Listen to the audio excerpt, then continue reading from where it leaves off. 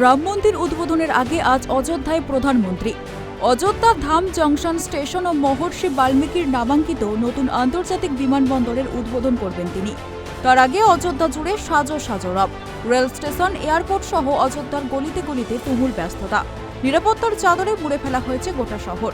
সূত্রের খবর, অযোধ্যা সফরে শনিবার মোট 15,700 কোটি টাকার প্রকল্প ঘোষণা করবেন প্রধানমন্ত্রী। এয়ারপোর্ট, রেল স্টেশন সঙ্গেই উদ্বোধন করবেন 6টি বন্দে ভারত, 2টি অমৃত ভারত এক্সপ্রেসের সূচনা। তার মধ্যে একটি পাবে বাংলাও। অযোধ্যায় 6টি বন্দে ভারত ও 2টি অমৃত ভারত এক্সপ্রেসের উদ্বোধন করবেন প্রধানমন্ত্রী। এর মধ্যে একটি অমৃত ভারত পেয়েছে বাংলা। মালদা থেকে ব্যাঙ্গালোর 43 ঘন্টায় মালদা টাউন স্টেশন থেকে ব্যাঙ্গালোর টার্মিনাসে পৌঁছাবে ট্রেনটি।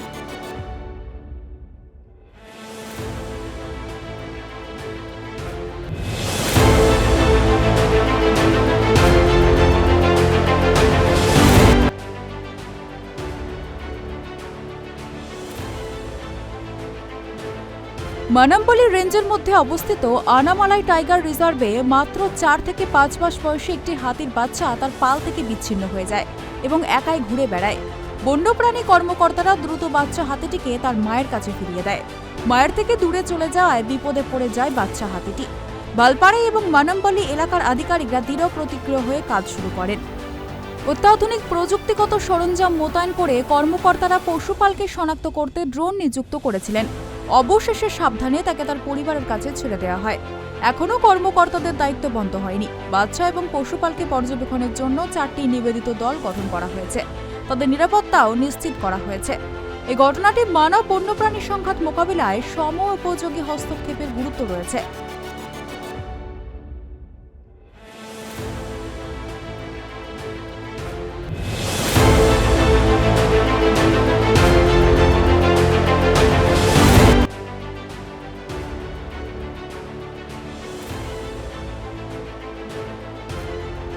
নতুন বছরকে সামনে রেখে উত্তর ভারতের পার্বত্য রাজ্য হিমাচল প্রদেশে পর্যটকদের ঢল নেমেছে।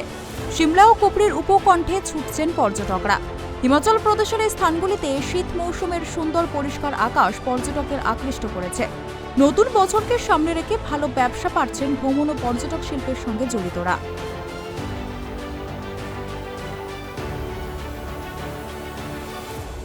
নতুন বছরকে সামনে রেখে উত্তর ভারতের পার্বত্য রাজ্য হিমাচল প্রদেশে পর্যটকদের ঢল নেমেছে।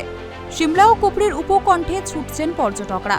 হিমাচল প্রদেশের এই স্থানগুলিতে শীত মৌসুমের সুন্দর পরিষ্কার আকাশ পর্যটকদের আকৃষ্ট করেছে। নতুন বছরকে সামনে রেখে ভালো ব্যবসা পাচ্ছেন ভ্রমণ ও পর্যটক শিল্পের সঙ্গে জড়িতরা।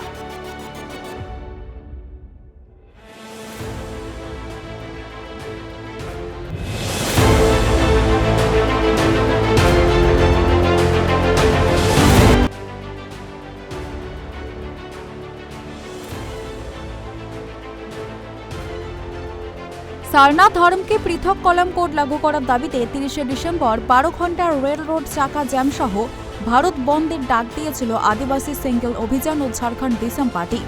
সকাল থেকে গাজর আদিনা স্টেশনে রেল অবরোধ করল দুই সংগঠনের নেতৃত্ব কর্মীরা।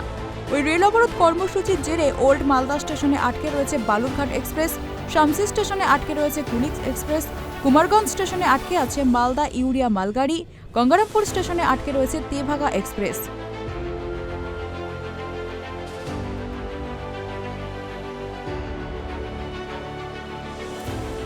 ᱚᱱᱟ ᱞᱟᱹᱜᱤᱫ ᱛᱮ ᱛᱮᱦᱮᱧ ᱟᱞᱮ ᱯᱟᱹᱨᱥᱤ ᱡᱤᱛᱠᱟᱹᱨᱤᱭᱟᱹ ᱥᱟᱞᱠᱷᱟᱱ ᱢᱩᱨᱢᱩ ᱱᱮᱛᱨᱤᱛᱛᱚ ᱛᱮ ᱵᱷᱟᱨᱚᱛ ᱫᱤᱥᱚᱢ ᱨᱮᱱᱟᱜ 7 ᱨᱟᱡᱽ ᱨᱮᱜᱮ ᱵᱷᱟᱨᱚᱛ ᱵᱚᱱᱫ ᱥᱟᱞᱟᱜ ᱨᱮᱞ ᱫᱩᱨᱜᱷᱚᱴᱱᱟ ᱟᱸᱡᱚᱢ ᱪᱟᱞᱟᱜᱼᱟ।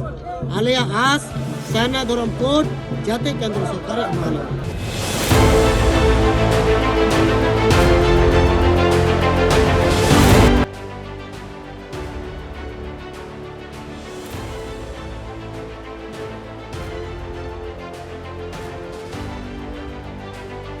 বিষ্ণুপুর সাংগঠনিক জেলা মহিলা তৃণমূল কংগ্রেসের তরফ থেকে একটি কর্মী সভার আয়োজন করা হয়। সেখানে উপস্থিত হয় রাজ্যের মন্ত্রী এবং পশ্চিমবঙ্গ মহিলা তৃণমূল কংগ্রেসের নেত্রী চন্দ্রিমা ভট্টাচার্য। কেন্দ্রের 100 দিনের টাকা থেকে বাংলাকে বঞ্চিত করে রাখা, বাংলার মুখ্যমন্ত্রী এবং মহিলাদের অসম্মানের বিরুদ্ধে এই কর্মী সভার আয়োজন করা হয়।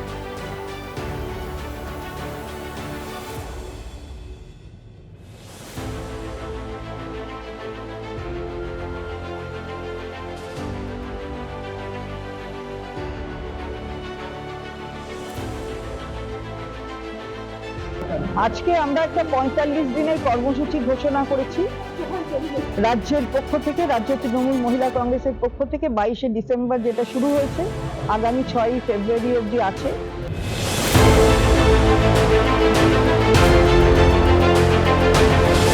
নদিয়ার তেহট্টের বাঘাখালীর শিরিশখালী দেবত্তর মাঠে টাকা নিয়ে সরকারি জমি বিক্রি করার অভিযোগ উঠল স্থানীয় এক তৃণমূল নেতার বিরুদ্ধে।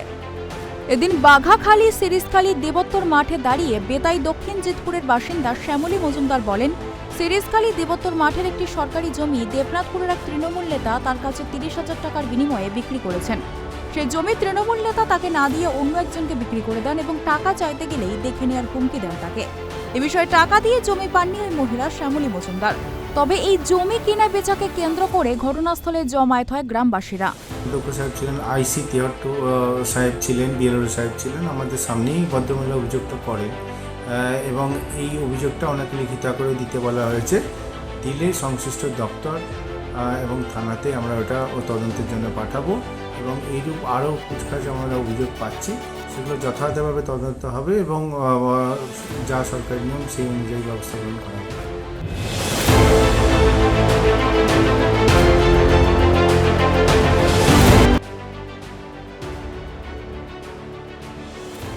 হুগলির দাঁতপুর এলাকার ইচপুর বাঁধ এলাকার অঙ্গনওয়াড়ি কেন্দ্রের বেহাল দশা। ঘর থেকে বারান্দায় কোথাও টিন নেই, কোথাও টিন ফুটো হয়ে দেখা যাচ্ছে আকাশ। 2 বছর ধরে এভাবেই চলছে অঙ্গনওয়াড়ি কেন্দ্রটি। বহুবার প্রশাসনকে জানিয়েও মেলেনি সুরাহা। দাবি কর্মীদের রান্না করতে যেতে হয় পাশের একটি বাড়িতে, কারণ বারান্দায় যেখানে রান্না হয় তার উপরেও চালের অবস্থা খুবই খারাপ, যখন তখন খসে পড়ছে টিনের টুকরো।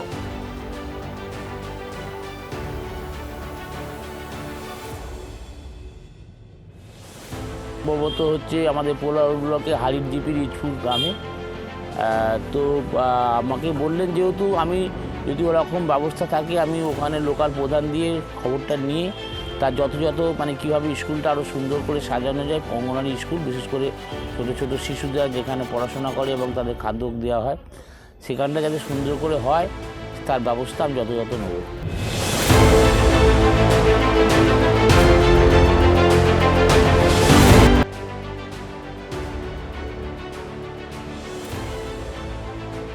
পাঁচ বিঘা জমিতে আমন ধান চাষ করেছিলেন পোলবার পাউনান গ্রামের চাষি সন্দীপ বিশ্বাস। সরকারি সহায়ক মূল্যে সেই ধান বিক্রির জন্য ঝেড়ে বেচে বস্তায় ভরে বাড়ির সামনে রেখেছিলেন। আজ হারিট মান্ডিতে ধান নিয়ে যাওয়ার কথা ছিল। সকালে ঘুম থেকে উঠে কৃষক দেখেন তার বাড়ির সদর দরজায় হ্যাজবোর্ড বাইরে থেকে আটকে রাখা। পরে বাইরে বেরিয়ে দেখেন যেখানে ধানের বস্তা ত্রিপল থেকে লাট দেওয়া ছিল তা ফাঁকা অবস্থায় রয়েছে, ধানের বস্তা নেই। পাড়া প্রতিবেশীরা কেউ দেখেনি ধান কোথায় গেল। ধান চাষী সন্দীপ বিশ্বাস বলেন, গতকাল 12:30 পর্যন্ত ধান ছিল, সকালে উঠে দেখি নেই, বড় গাড়ি নিয়ে এসে চুরি করেছে। এবং সকালবেলা উঠে দেখি আমার সমস্ত ধান নেই, শুধু 55খানা ধান ছিল এবং কাটা করা ধান ছিল 100 কিলো, 100 কোনোটা 250 বস্তা ছিল। আর যেটা তুলতে পারিনি সেটা খুলে গেছে, সেটাই রেখে গেছে, সমস্ত ধান নিয়ে চলে গেছে।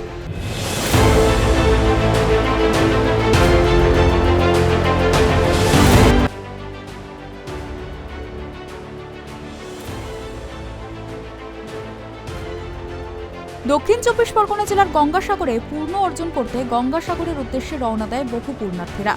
লঞ্চ করে কোচবেরিয়া ঘাটে পৌঁছায় পূর্ণার্থীরা। তারপরেই অটোতে করে বেশ কয়েকজন পূর্ণার্থী গঙ্গাসাগরের উদ্দেশ্যে রওনা দেয়। যাওয়ার সময় গঙ্গাসাগর থানার অধীনে বামুনখালী এলাকায় অটোতে করে বেশ কয়েকজন পূর্ণার্থী যাওয়ার সময় নিয়ন্ত্রণ হারিয়ে অটোটি নয়নজলিতে উল্টে যায়। তখনই দেখতে পান স্থানীয় এলাকার মানুষজন। তড়িঘড়ি স্থানীয়রা তাদেরকে উদ্ধার করে এবং সাগর থানায় খবর দেয়। সাগর থানার পুলিশ ঘটনাস্থলে পৌঁছে অটোতে থাকা পূর্ণার্থীদের উদ্ধার করে এবং গ্রামীণ হাসপাতালে পাঠায়। তবে জানা গেছে অটোতে থাকা আনুমানিক 7 জন গুরুতর আহত হয়েছেন। তবে এখনো কোনো পূর্ণার্থীদের কোনো পরিচয় পাওয়া যায়নি।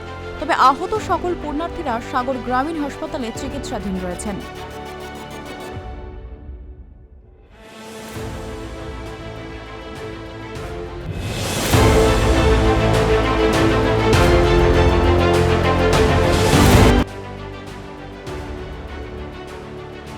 পূর্ব বর্ধমান জেলার মেমারি 2 নম্বর ব্লকের অন্তর্গত পাহাড়হাটি গোলাপমণি উচ্চ বিদ্যালয়ের মেলা খেলা প্রাঙ্গণে অনুষ্ঠিত হল রিভার ফেস্টিভ্যাল। মূলত গঙ্গা দূষণ রুখতে এই অনুষ্ঠান আয়োজন করা হয়েছে বলে জানা গিয়েছে। প্রদীপ প্রজ্বলন ও উদ্বোধনী সঙ্গীতের মধ্য দিয়ে অনুষ্ঠানটি শুরু হয়। মেমারি 2 নম্বর ব্লক প্রশাসনের সহযোগিতায় মেমারি 2 ব্লক সমষ্টি উন্নয়ন দপ্তরের উদ্যোগে নদী উৎসব পালিত হচ্ছে। পূর্ব বর্ধমান জেলার মেমারি 2 নম্বর ব্লকের অন্তর্গত পাহাড়হাটি গোলাপমণি উচ্চ বিদ্যালয়ের বেলা খেলা প্রাঙ্গণে অনুষ্ঠিত হল রিভার ফেস্টিভ্যাল। মূলত গঙ্গা দূষণ রুখতে এই অনুষ্ঠান আয়োজন করা হয়েছে বলে জানা গিয়েছে। প্রদীপ প্রজ্বলন ও উদ্বোধনী সঙ্গীতের মধ্য দিয়ে অনুষ্ঠানটি শুরু হয়। মেমারি 2 নম্বর ব্লক প্রশাসনের সহযোগিতায় মেমারি 2 ব্লক সমষ্টি উন্নয়ন দপ্তরের উদ্যোগে নদী উৎসব পালিত হচ্ছে।